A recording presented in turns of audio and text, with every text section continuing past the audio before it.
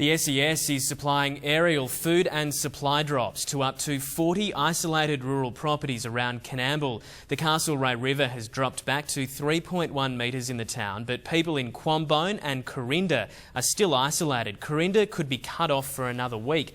The Lachlan River has failed to hit its forecast peak in Forbes. The river hit 10.21 metres this morning, nearly 20 centimetres lower than predicted. No homes have been affected, but the SES says there is plenty of low-lying rural flooding. Some businesses in Yeovil have been without fresh supplies for nearly a week because the main road to Wellington and Dubbo is cut. Flash floods have wiped out a series of bridges and it could be a while before they're fixed.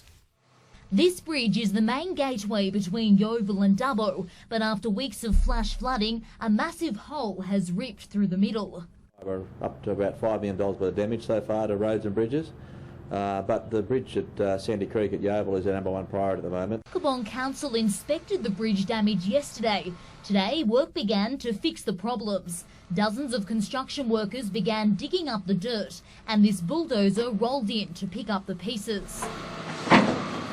The bridge itself is very, very sound and there's been no damage, but the damage has been to the abutments on either side of Sandy Creek. That will require major work to actually take the current abutments away and then reconstruct them again.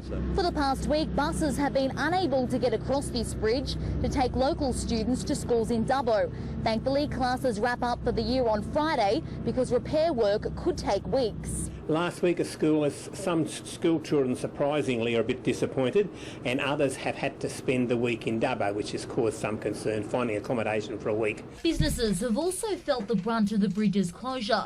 Some haven't had any new stock arrive for almost a week. Supplies that come from Dubbo have been unable to get through, and in fact we had a fridge breakdown the day before and we're still waiting for the repairman from Dubbo. Coombong Council says it could take at least 10 days before this bridge reopens. Certainly there is inconvenience for both school children, road users, farmers out that way, but we are working as hard as we can to it.